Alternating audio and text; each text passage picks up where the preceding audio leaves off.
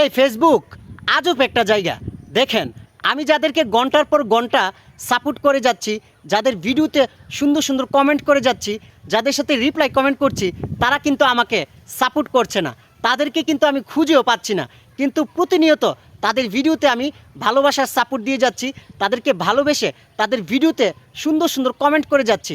আরেকটা আজব বিষয় কি জানেন, আমি যাদেরকে চিনি না, যাদের ভিডিওতে আমি কখনো লাইক কমেন্ট করি না, তারা কিন্তু আমাকে প্রতিনিয়ত সাপোর্ট দিয়ে যাচ্ছে, আমার ভিডিওতে সুন্দর সুন্দর কমেন্ট করছে, আমাকে তারা সব সময় ফলো করছে, আমার ভিডিও থেকে প্রচুর পরিমাণের ফলোয়ার আসছে।